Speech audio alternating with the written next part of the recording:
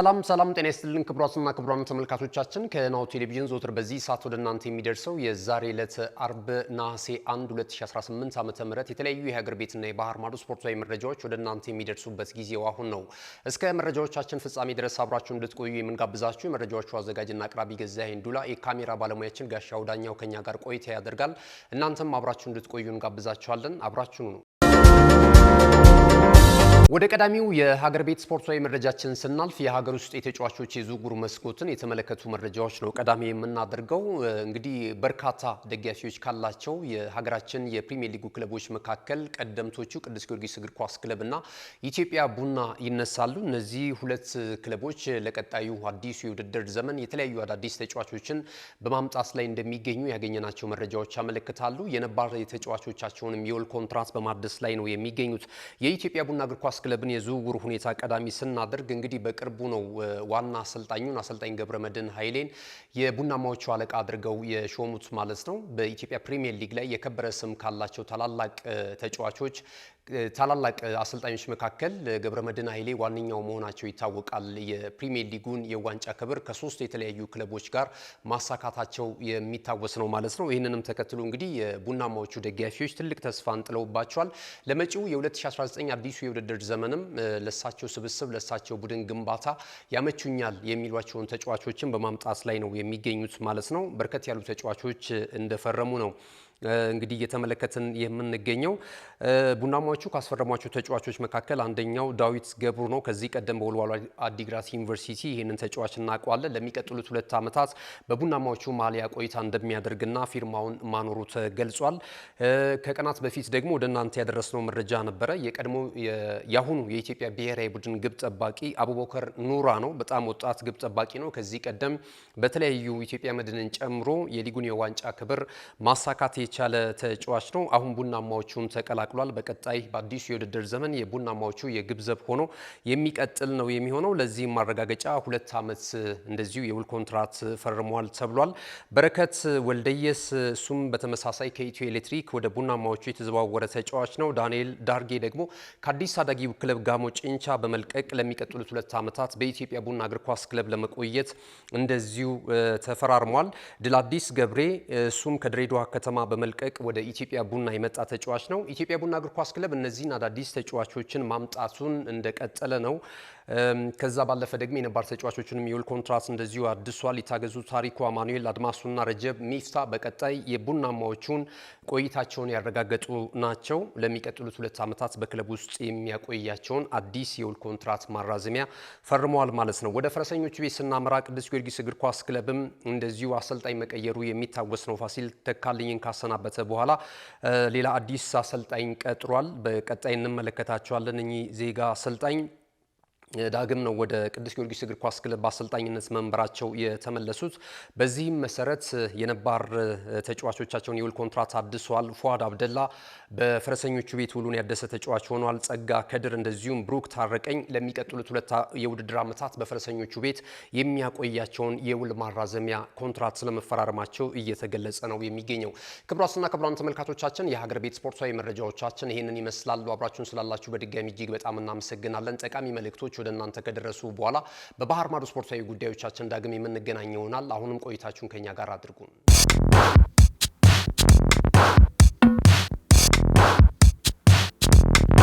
የማድረስ አገልግሎት የወደፊት ዕጣ ፈንታ እዚህ ደርሷል። በትሩዝ የታገዘም ትሩዝ ዴሊቨሪን እናስተዋውቆ። የኛ 100% የኤሌክትሪክ ሞተሮች ለአካባቢ ተስማሚ ብቻ አይደሉም፣ ፈጣን፣ ጸጥተኛና አስተማማኝም ናቸው። ያለምንም ጫጫታ፣ ያለምንም ጭስ የእርስዎ ጥቅል በሰዓቱ ይደርሳል። በቀጥታ ክትትል ላይፍ ትራኪንግ ሁሉንም ነገር ይቆጣጠሩ። ጥቅሎ እስከ ደጃፎ ድረስ ያለውን እንቅስቃሴ በቀጥታ ይመልከቱ። ደህንነት ቅድሚያ የምንሰጠው ጉዳይ ነው። በእኛ የተቀባይ ማረጋገጫ ሪሲቨር ኮንፈርሜሽን ዘዴ ጥቅሎ በትክክለኛው እጅ መግባቱ እናረጋግጣለን። እርስዎ ያረጋግጣሉ፣ እኛም እናስረክባለን። እገዛ ይፈልጋሉ? ቡድናችን ሁልጊዜ በ8194 ዝግጁ ነው። ትሩዝ ዴሊቨሪ ለአካባቢ ተስማሚ፣ ደህንነቱ የተጠበቀና የቀጥታ ክትትል ያለው። ዛሬውኑ በ8194 ይደውሉ። ተመልሰናል። ክቡራትና ክቡራን ተመልካቾቻችን ይህ ነው ቴሌቪዥን ነው ስፖርትን በመከታተል ላይ ትገኛላችሁ። አብራችሁን ስላላችሁ በድጋሚ እጅግ በጣም እናመሰግናለን። ቀደም ሲል ከመልእክቶች አስቀድመን የተለያዩ የሀገር ቤት የዝውውር መረጃዎችን ወደ እናንተ አድርሰናል። በተለይ ደግሞ እልፍ ደጋፊን በሀገር ቤት ማስከተል የቻሉት ቅዱስ ጊዮርጊስ እግር ኳስ ክለብና ኢትዮጵያ ቡና እግር ኳስ ክለብ ለአዲሱ የውድድር ዘመን የተለያዩ ዝውውሮችን ማድረጋቸውን የተመለከተ መረጃ ነበር ወደ እናንተ ስናደርስ ቆይታ ያደረግነው። ከዚህ ሰዓት ጀምረን ደግሞ እንደተለመደው የባህር ማዶ ወቅታዊና አዳዲስ ስፖርታዊ መረጃዎችን ወደ እናንተ እያደረስን ቆይታ የምናደርግ ይሆናል። እንደተለመደው መሸጋገሪያችን የሚሆነው የእናንተ ሀሳብ አስተያየት ነው። ትላንት ከባልደረባዬ ኢየሩሳሌም አጥናፉ ጋር በነበረን የመረጃ ፕሮግራማችን ላይ እንግዲህ ያነሳቿቸው ሀሳቦች አሉ። ጥቆማዎች ዝውውሩን በተመለከተ በጥያቄ መልክም ወደኛ ያደረሳቿቸው ሀሳቦች ስላሉ እነሱን መልሰን ወደ እናንተ የምናደርስበት ሰዓት ላይ ነው የምንገኘው። የዞትር አድማጫችን የሆኑት አቶ ሻውል ዳኜ የከበረ ሰላምታቸውን እንደወትሮ ሁሉ ካደረሱን በኋላ አርሰናል ከሪያል ቤቲስ ጋር ያደረገውን ጨዋታ ተመልክቼዋለሁ። ምንም ተዝናኖትን ያላላበሰ ጨዋታ ነበረ። ከዚህ ቀደም ከጂሮና ጋር ያደረጉት ጨዋታ ጥሩ ነበረ።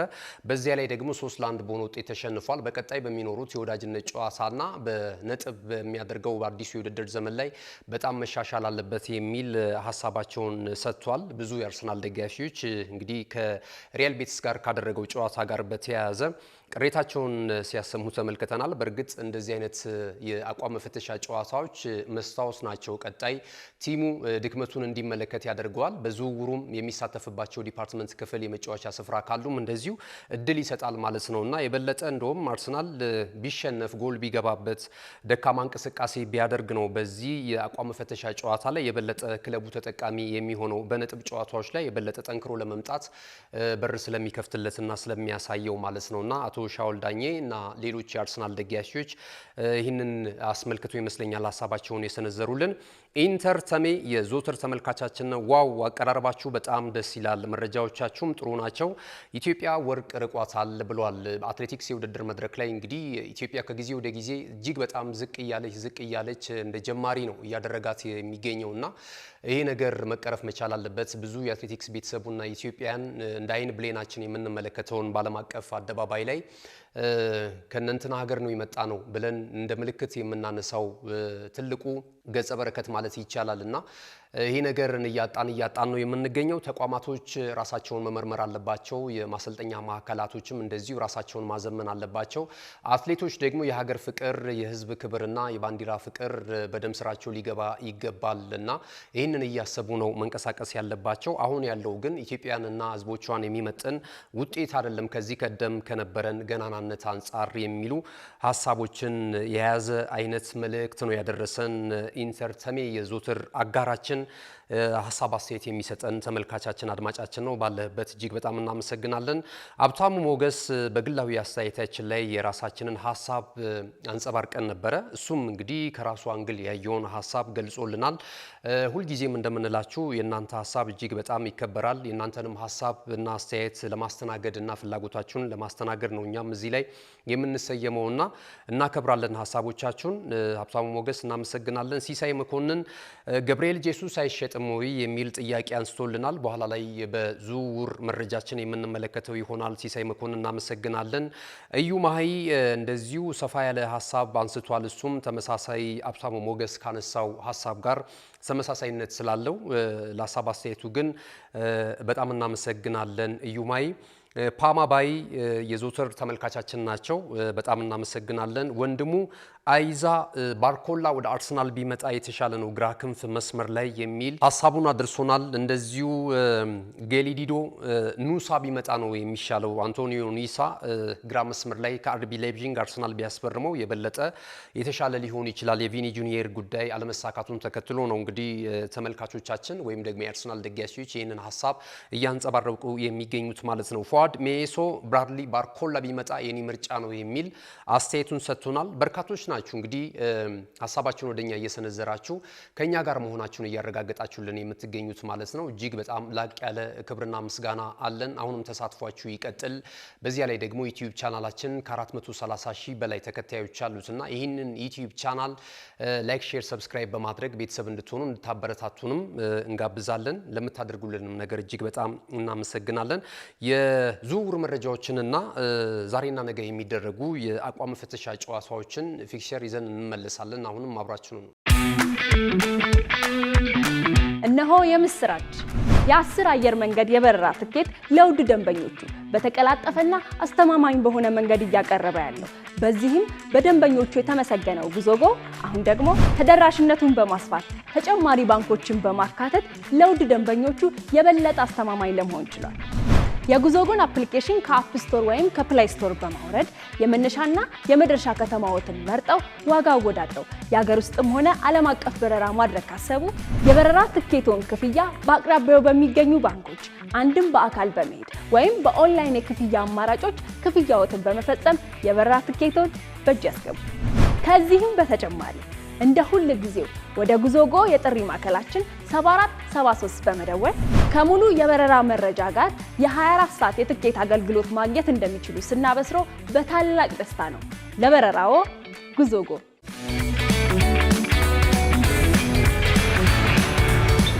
ተመልሰናል። ክቡራትና ክቡራን ተመልካቾቻችን የመጨረሻው የመረጃዎቻችን ምዕራፍ ላይ ነው የምንገኘው።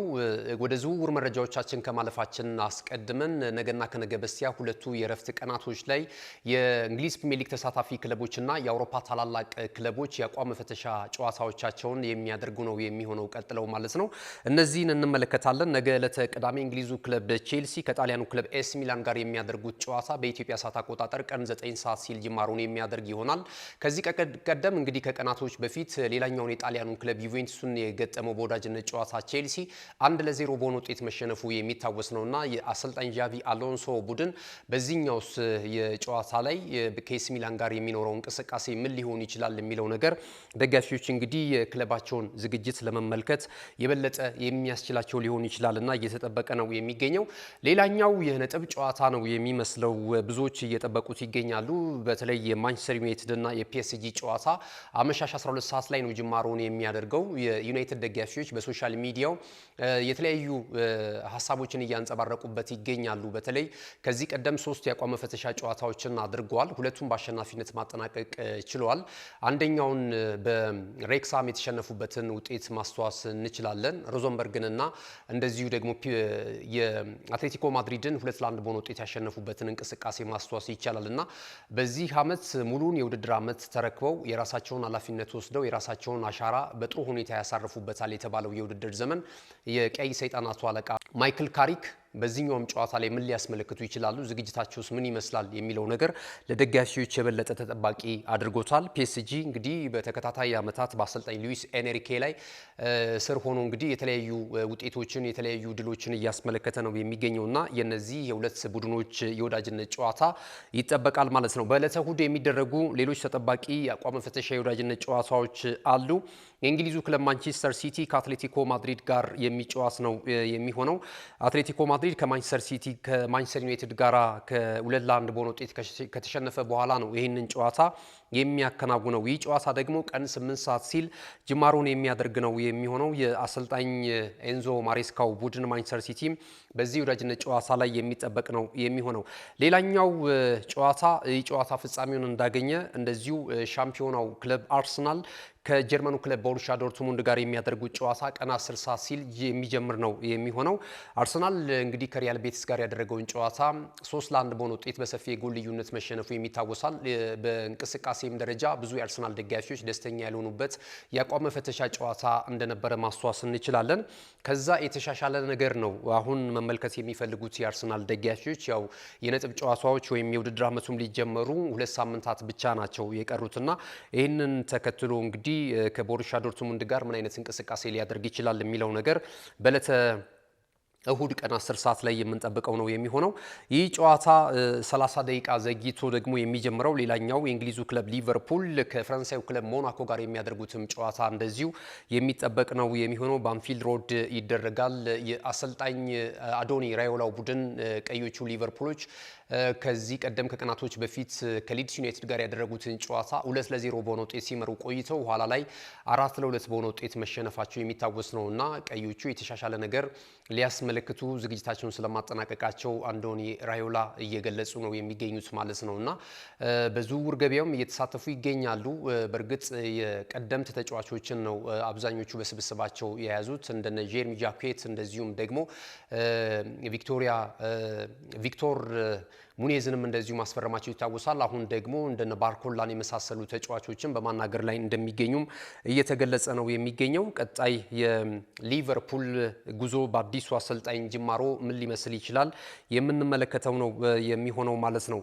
ክቡራትና ክቡራን ተመልካቾቻችን ወደ ዝውውር መረጃዎቻችን በዚሁ የምናልፍ ይሆናል። የማንቸስተር ሲቲን መረጃ ቀዳሚ እናደርጋለን።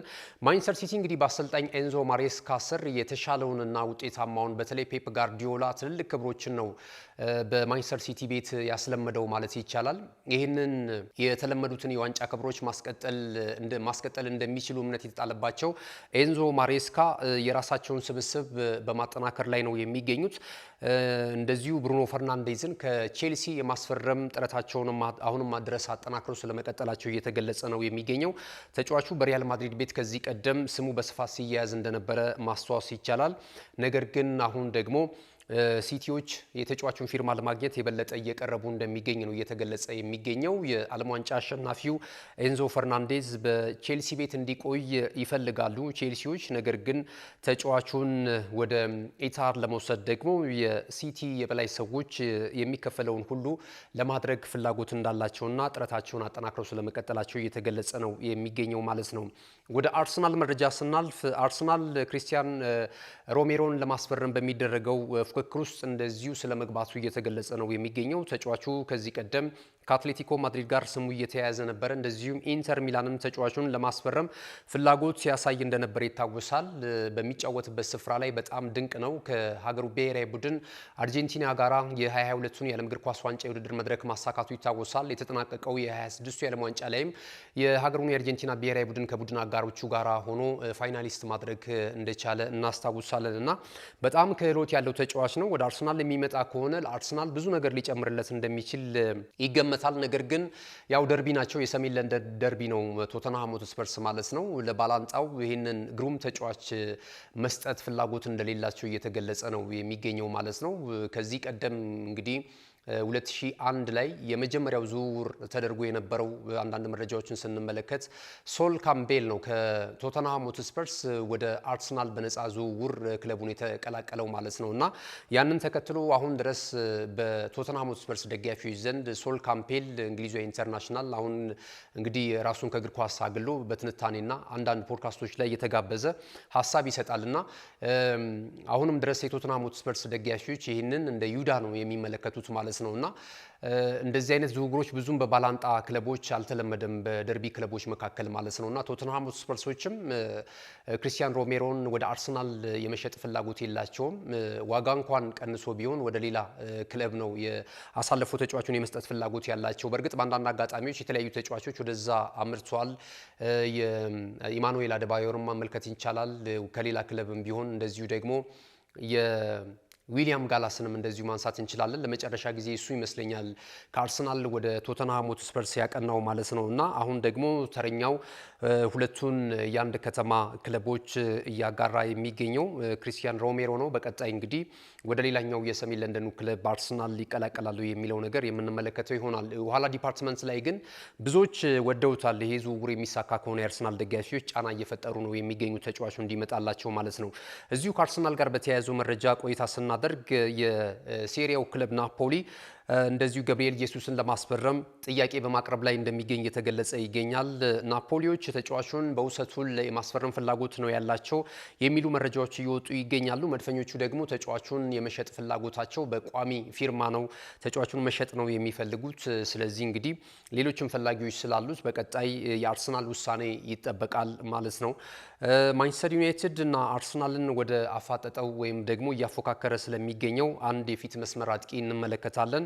ይህ ተጫዋች ለሻካታር ዶኔስክ ነው በመጫወት ላይ የሚገኘው። ይህ ተጫዋች ካኦቫ ኤልያስ ይሰኛል። እድሜው ወደ 22 ዓመቱ ላይ ነው የሚገኘው። ይህንን ተጫዋች ለማስፈረም ሁለቱ የእንግሊዝ ፕሪሚየር ሊግ ተሳታፊ ክለቦች ማንቸስተር ዩናይትድ እና አርሰናል ጉዳዩን በቅርበት እየተከታተሉ ነው የሚገኙት። ዩናይትዶች የበለጠ ይህንን ተጫዋች የማስፈረም ፍላጎት አላቸው የሚሉ መረጃዎች እየወጡ ነው የሚገኙት።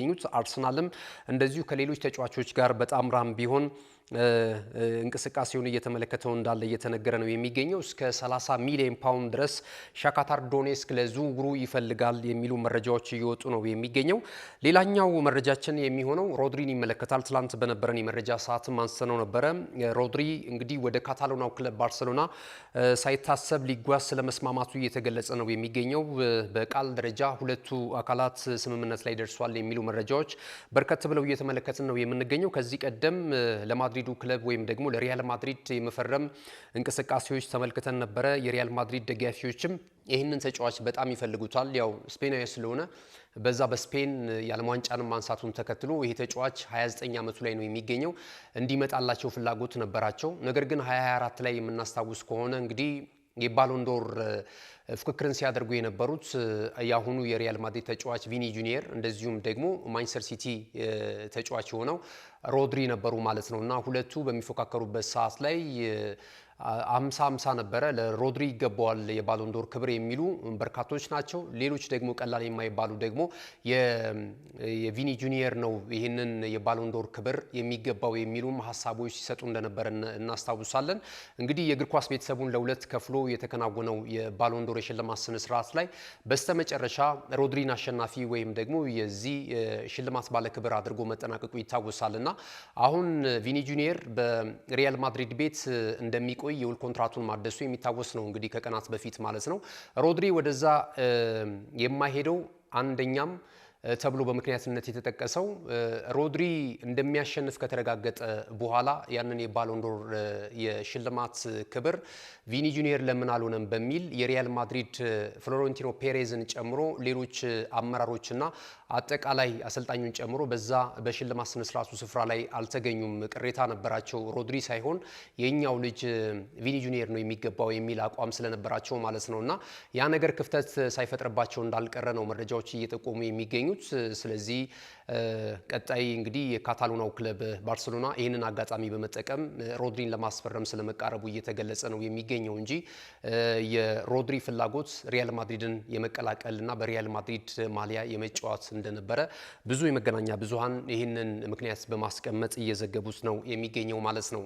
ክቡራትና ክቡራን ተመልካቾቻችን ለዛሬ ዕለተ አርብ ነሐሴ 1 2018 ዓ.ም በእኔና በባልደረቦች የተሰናዱ የሀገር ቤትና የባህር ማዶ ስፖርታዊ መረጃዎቻችን ይህንን ይመስሉ ነበረ። ስላዳመጣችሁን በጣም እናመሰግናለን። መረጃዎቹን ወደ እናንተ በማድረስ ገዛኸኝ ዱላ፣ የካሜራ ባለሙያችን ጋሻው ዳኛው ከኛ ጋር ቆይታ አድርጓል። ተወዳጅ ነው ቴሌቪዥን ፕሮግራሞች በቀጣይነትም ወደ አየር እየደረሱ ወደ እናንተ እየደረሱ መቀጠላቸውን የሚቀጥሉ ነው የሚሆነው። መልካም ጊዜ ይሁንላችሁ።